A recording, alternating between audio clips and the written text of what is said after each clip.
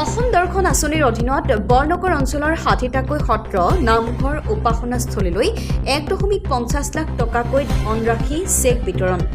অসম দৰ্শন আঁচনিৰ অধীনত বৰনগৰ অঞ্চলৰ ৬০টাকৈ সত্ৰ নামঘৰ উপাসনাস্থলীৰ ১.৫০ লাখ টকাকৈ ধনৰাশিৰ চেক বিতৰণ কৰি অসম চৰকাৰৰ মন্ত্ৰী ৰঞ্জিত কুমাৰ দাস আপ্লুত। অসম চৰকাৰৰ মন্ত্ৰীগৰাকীয়ে ধাৰ্মিক অনুষ্ঠানসমূহৰ সৰ্বাংগীন উন্নয়নৰ হেতু এই আঁচনিখন প্ৰৱৰ্তন কৰাৰ বাবে মুখ্যমন্ত্ৰী ডক্টৰ হিমন্ত বিশ্ব শৰ্মাক আন্তৰিক ধন্যবাদ জ্ঞাপন কৰে। আজিৰ এই চেক বিতৰণী অনুষ্ঠানত বৰনগৰ ৰাজচক্ৰ বিষয়া নিৰ্মল শৰ্মা, সৰভোগ পৌৰসভাৰ পৌৰনেত্ৰী মালবিকা দাস, উপ পৌৰপতি সম্পদ দাস, জিলা পৰিষদৰ নৱনিযুক্ত সদস্যা কল্যাণী দাস, ভাৰতীয় জনতা পাৰ্টীৰ মণ্ডল সভাপতি বিপুল তালুকদাৰকে আদি কৰি সত্ৰ নামঘৰসমূহৰ সভাপতি আৰু সম্পাদক মণ্ডলী উপস্থিত থাকে। সৰভোগৰ পৰা শহীজুল আলী ৰিপৰ্ট।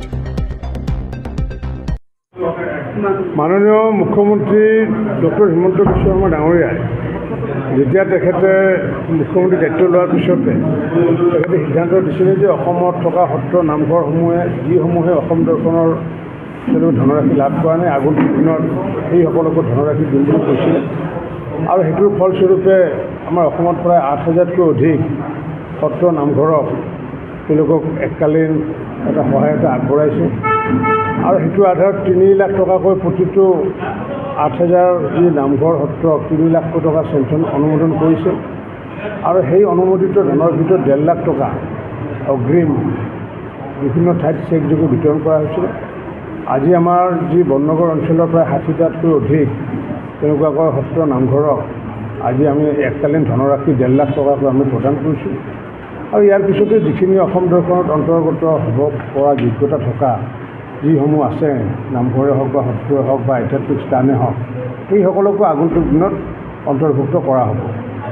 মই ভাবোঁ যে মুখ্যমন্ত্ৰী ডাঙৰীয়াৰ এই যিটো আঁচনি এই আঁচনি নিশ্চিত ওপৰত আগন্তুক দিনত মানুহৰ মনত এক উৎসাহ আহিব। কাৰণ কিয় যিহেতু আমি জানো যে শ্ৰীমন্ত শংকৰদেৱে হওক বা মাধৱদেৱে হওক বা হৰিদেৱ দামোদৰদেৱে সত্ৰ সংস্কৃতি আদি স্থাপন কৰি তেওঁলোকে বৃহত্তৰ অসমীয়া জাতিক একত্ৰিত কৰিছিলে। পৰৱৰ্তী সময়ত বিভিন্ন সত্ৰ জহি চহি গৈছিলে বা সত্ৰসমূহৰ সংৰক্ষণ আৰু সংবৰ্ধনৰ ক্ষেত্ৰত এই অসম দৰ্শন আঁচনি নিশ্চিত ওপৰত য'ত নেকি আমি সমগ্ৰ ভাষা কৃষ্টি সংস্কৃতি আমি সত্ৰৰ পৰা শিকিছিলোঁ গুৰুসকলৰ পৰা, গতিকে এই যি অৱদান আগবঢ়ায় তাৰ কাৰণে মই মাননীয় মুখ্যমন্ত্ৰী ডাঙৰীয়াকো আন্তৰিক ধন্যবাদ জনাইছোঁ। মুখ্যমন্ত্ৰী ডাঙৰীয়াই ১, ২, ৩, ৪, ৫ এই 5 দিন তেখেতে দ্বিতীয়াৰ পৰিভ্ৰমণ কৰিব। দ্বিতীয়াৰ পৰিভ্ৰমণ কৰি উন্নয়নৰ যুঁজ ল'বগৈ। গতিকে তাৰ বাবে নিশ্চিত বাক্সা জিলাত যিহেতু মই ব্যক্তিগত 3 জিলাতে আহিব আৰু এইটো এটা প্ৰশংসনীয় পদক্ষেপ। মুখ্যমন্ত্ৰী এগৰাকীয়ে দ্বিতীয়াৰৰ যিহেতু উন্নয়নৰ ক্ষেত্ৰত বা শান্তি স্থাপনৰ ক্ষেত্ৰত মুখ্যমন্ত্ৰী ডক্টৰ হিমন্ত বিশ্ব শৰ্মা ডাঙৰীয়াৰ যিটো অৰিহণা আমি সকলোৱে স্বীকাৰ কৰিব লাগিব।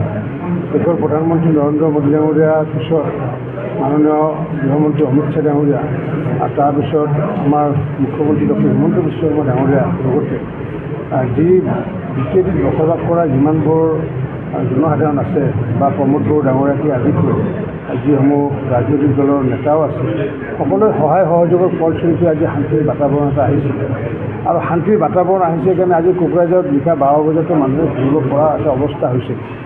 আৰু এই যে পৰিৱেশ আনিছে এই পৰিৱেশ অনাৰ ক্ষেত্ৰত যি আমি কৃতিত্ব দিব লাগে দেশৰ প্ৰধানমন্ত্ৰী নৰেন্দ্ৰ মোদী, অমিত শ্বাহ ডাঙৰীয়া, গৃহমন্ত্ৰী আমাৰ মুখ্যমন্ত্ৰী ডক্টৰ হিমন্ত বিশ্ব শৰ্মা ডাঙৰীয়াৰ লগতে প্ৰমোদ বড়ো ডাঙৰীয়াকো মই আন্তৰিক ধন্যবাদ জনাইছোঁ যে শান্তিৰ পৰিৱেশত আজি দ্বিতীয়দিন শান্তি স্থাপন হোৱাৰ বাবে আজি প্ৰগতিও আহিছে আৰু যাৰ কাৰণে মুকলিমূৰীয়াকৈ সকলোৱে নিৰ্বাচনত অংশগ্ৰহণ কৰিবলৈ এবাৰ বিচাৰিছে।